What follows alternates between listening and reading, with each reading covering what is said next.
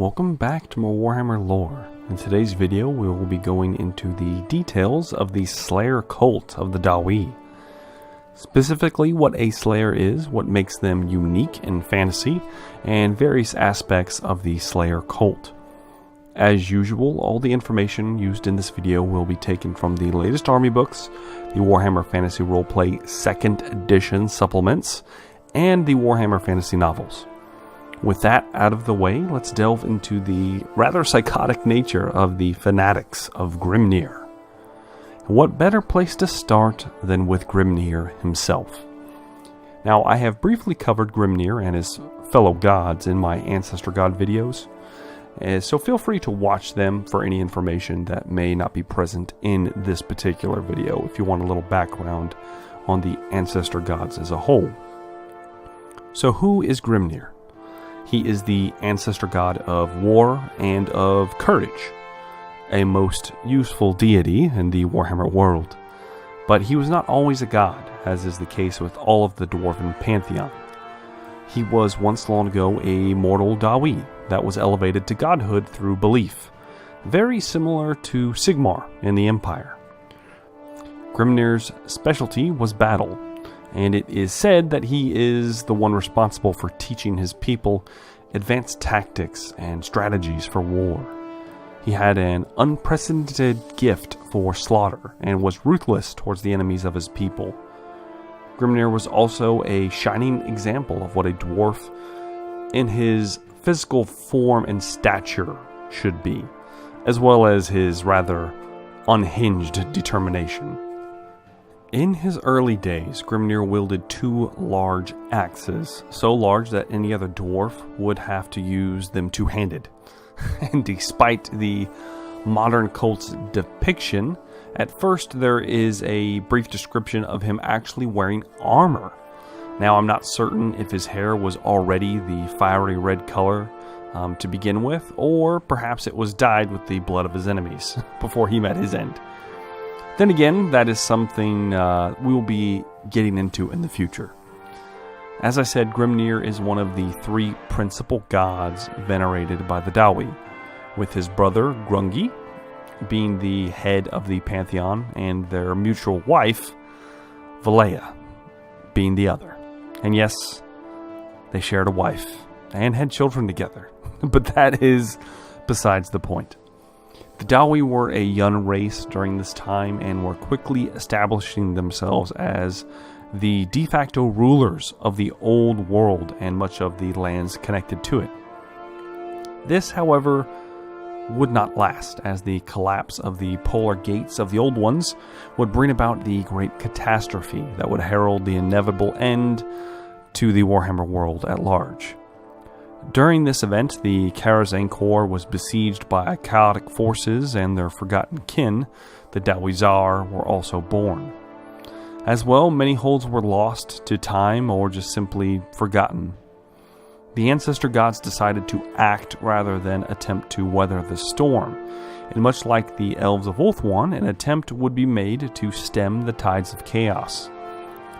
Grimnir brought it upon himself to make the ultimate sacrifice to his people. He led a throng of like-minded warriors to press back the tides of chaos. This is where Grimnir would take on his iconic look and pave that what would be known later as the Road of Skulls from a place near the place of Karak Kadrin, all the way into the Chaos Wastes and ultimately the open portal into the realm of chaos itself. The skulls are those of demons and allies of the dark gods, as Grimnir slowly carved a bloody path and therefore paved this road in bones and sinew as he butchered his way to stem the tide. By the end, he was nearly the only survivor of this throng, but it is said he sent away another, possibly his son, with one of his axes as he breached the portal in an act of valor and suicide to keep the demons at bay. He actually entered the realms of chaos. By the time this took place, his armor had been shed. He was bare-chested and his hair was spiked into a tall mohawk, held up probably by the blood of his enemies once again. Despite his wounds, he persevered for his people, for he knew it was a one-way trip, and it is said that he may have met an elf on his journey north, and he may have in fact been the key factor in the success of the Great Vortex invoked in the lands of Ulthuan, as Grimnir held back the greatest of the demons somewhat single-handedly on the other side of the gate, as the mage Kalidor Dragon Tamer sealed it behind him, sacrificing himself to sustain the spell for as long as possible. Grimnir was never seen again, and thus the cult of Grimnir was born, but it would not be for many years until the first actual Slayer would appear, and the actual Slayer cult established. In fact, it would be only the long, bloody conflict of the War of Vengeance, as the Dawi know it, or the War of the Beard, as the elves would call it, that would bring about the first recorded Slayer. Now, that does not mean that some form of Slayer did not exist before, only that this is the first recorded account of a Slayer. And from his appearance and what his fellows looked upon him, it has led me to believe that he was in fact the first. The loss of honor when the ambassadors of the Dawi were shaved by the King Kalidor II of the hated Elgi drove these dwarves into a craze and sparked the war that would ultimately cripple both of these empires involved. But despite what you would believe, it was not one of these ambassadors that was the first official Slayer. In fact, it was well into the war when the Skaranawi, or Sky Dwarfs in Khazad, a type of dwarf kingdom that has not existed since, was wiped from the earth by a elven dragon. Now, the Skaranawi were basically dwarves that lived on the surface. That was why they were called Sky Dwarfs, because they did not live in the holds that are normally typical of the Dawi. A champion of these people, one Rundin Torbenson, I'm probably not saying that right, betrayed his king, whom had succumbed to a gold fever, in order to attempt a defense against the Elgi, despite his king's orders. Rundin was one of the only surviving members of his people, including his king, and his grief and shame brought him on a pilgrimage to the shrine of Karak Kadrin, something that would be repeated in the act of taking the Slayer's Oath. Here, just as Grimnir had done, he shaved his head and dyed both his beard and his red crest in an act of worship, so completely red, both the beard and the crest. He had the priest tattoo symbols of war and death and of Grimnir onto his body, and he made a vow to avenge his people and wash clean his shame. Rundin was the first of the Slayers, and one who would go on to be the first Dragon Slayer, as he eventually killed the very dragon that took his home. This act was a significant turning point in Dawi society, and many dwarfs during the war would also follow Rundin's and therefore Grimnir's example and take the Slayer's Oath. However, the Slayers were seen as mad Dawi. They didn't follow orders, and they actively sought out death. But their fearlessness and determination showed its strength, and the Slayer cult was well established, for better or worse, until the end would come for their people. Which brings us to the oath and why any Dawi would take it.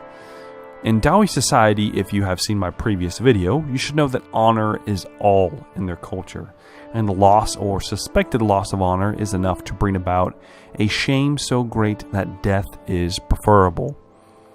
The oath also acts as a kind of pass for any who have brought shame upon themselves or others to still retain some semblance of their honor and therefore pass through the halls of their ancestors in death.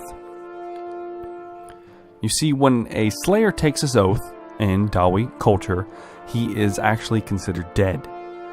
He is stripped of all titles and usually privileges of station, and also most of his possessions. And I do say he in this case, as there are no confirmed cases of a female Slayer. That does not mean it would not be possible, just that there are no examples in the lore. They are allotted any weapons that they may need and are usually given safe passage and food by nearby Dawi holds or travelers that deem it necessary. They are still considered dead, and seeing how they are slayers and therefore brought to this by some sort of act of shame, most dwarves, especially those that do not know them, treat them with a sense of disdain as they lack honor until they meet their end. But this does put the Slayer in a very unique position, as since they are dead, they are no longer beholden to any king or thing. It's almost a freeing, lifting the weight off their shoulder. There is no more consequence. They get to do as they please and travel where they wish, regardless of what any king may say otherwise. Of course, per their oath, they must seek out an honorable end, and it must also not be at the cost of their kin, meaning that they are not supposed to allow a group of beastmen to ambush a Dawi caravan if they can aid them, even if they deem the beastmen as not being fit as a possible doom. Really, the psychology behind slayers and actively seeking a glorious end is highly interesting and something very unique to Warhammer in general. What is also interesting is that once an oath is taken, all slayers are considered equal, despite age, station, or even fighting prowess, which is very divergent from normal Dawi practice. A prince is considered no better than a beardling who lost his shipment of ale. And yes, sometimes the oath is over trivial things than what you would expect. You see, from a logical point of view, you would imagine that those becoming slayers would be criminals, or Dawi that broke some unforgivable oath, or disgraced their family. And for the most part, that is the case, but there are examples in the lore of cases that would baffle any human. For instance, there's an example of an apprentice armorer making sets of chainmail. He is learning his craft, and yet a warrior whom was wearing his chainmail that he made was hit with an orc warhammer and died, as the blow was so significant it shattered the chains, the rings, and sent the pieces into his body where they pierced his heart. Now, you would think that, well, he obviously was killed because an orc nearly broke him in half with his warhammer. But no, not the Dawi and not the apprentice. The apprentice decided that it was the fact that his armor did not hold true, that this warrior was slain, and therefore he would have to live with this shame, and so he shaved his head and took the oath, and thus robbed the hold of yet another skilled possible smith in their near future, all because of a supposed doom, a supposed dishonor that he has at the lack of quality, even though he's learning to produce things of quality. He wasn't there yet, and it wasn't good enough, and therefore he deserves to take up the Slayer's oath. And as you can see, this is also a major reason why the Dawi race is subsiding, at least in my opinion.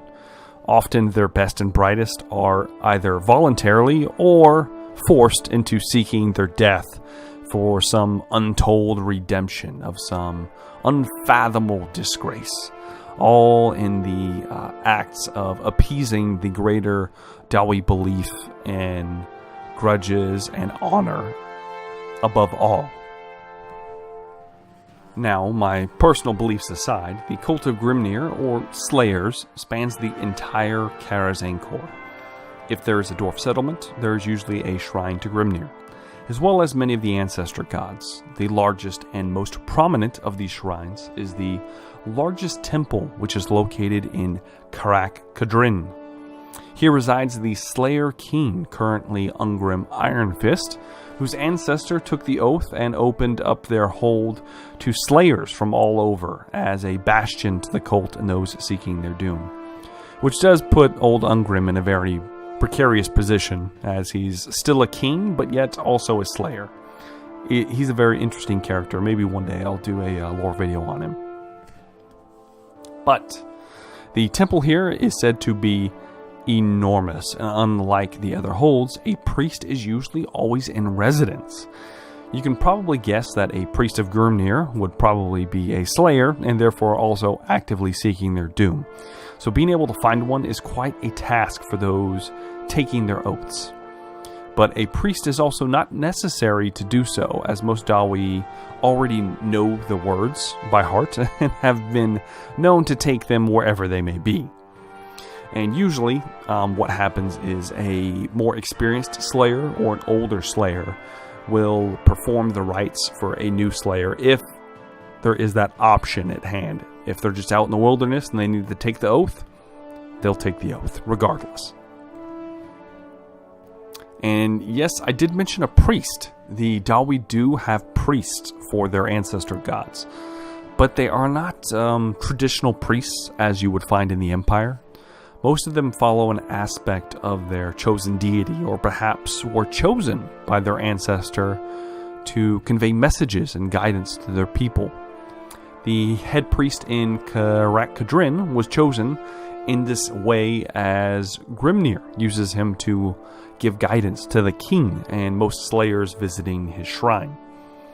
Which kind of segues us into the different kinds of slayers you may run into in the cult. You see, there are different levels of slayers that garner more respect, and in a strange way, less, the more they achieve.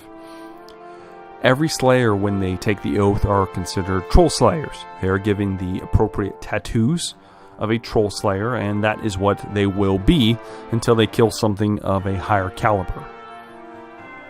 If a slayer lives long enough to not only kill a troll, but kill a giant, he will attain the rank of Giant Slayer.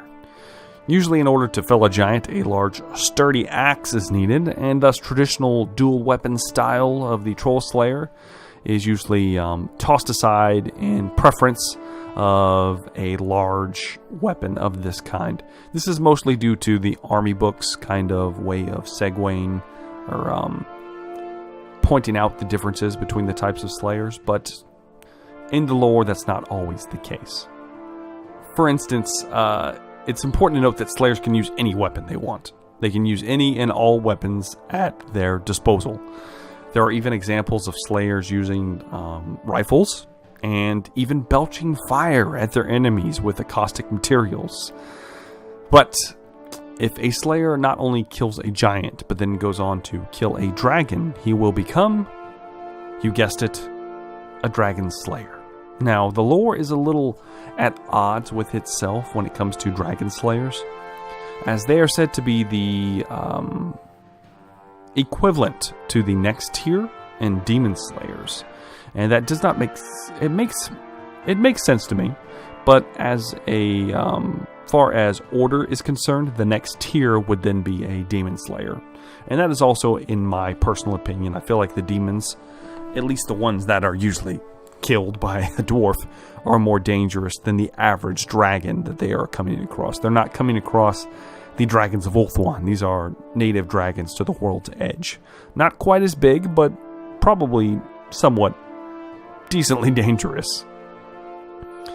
In the lore, usually some further kind of tattooing or some kind of token of past deeds marks a demon or dragon slayer.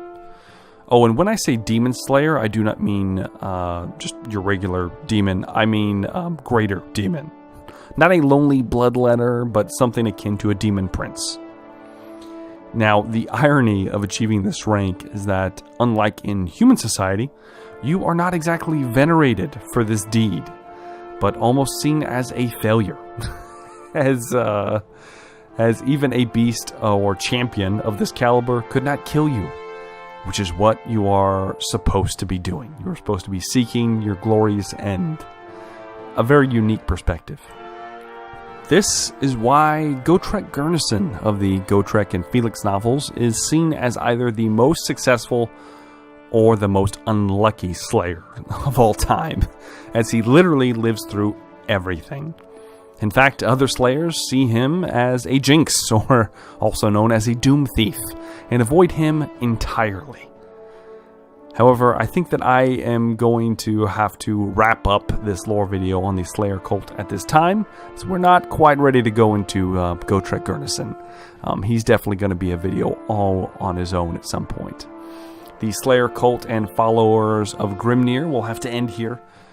If you have any questions, feel free to leave them in the comment section. This is what I've compiled so far. There's some aspects I might have glossed over, but I just didn't seem that they were as important. But I am not perfect, and I do make mistakes. So if I have missed something, or perhaps did not include something you thought was very important, make sure to leave it down in the comment section, and I will do my best to address it, and possibly add it into any future videos I might produce. Do also make sure to both like this video and subscribe to the channel if you have not already. It really does help me out, guys, and gets this content out to a much wider audience. And I am very thankful for all of the new subscribers that we've had to the channel, as well as all of you loyal subscribers that have stuck with me for so long. We have been doing videos now for almost a year. I mean, I like to give myself a little pat on the back for that, but it's been about a year now, and we're still going strong. Of course, liking and subscribing does help me out quite a bit, guys. It really does. Also, if you have not already, make sure to check out my Warhammer Fantasy Roleplay videos. If you like lore and stories, or maybe just role-playing, I don't know. Go ahead and check those out. I'm having a lot of fun with them. I'm the DM, and I've got a few of my friends as my players. It is called Rise of the Forsaken. At least that's the name of the campaign. You'll be able to find it on the main channel page. As usual, guys, I have been Jumbo Thick. Thank you so much for watching, and I hope to see you guys again soon in the next video. Have a good day.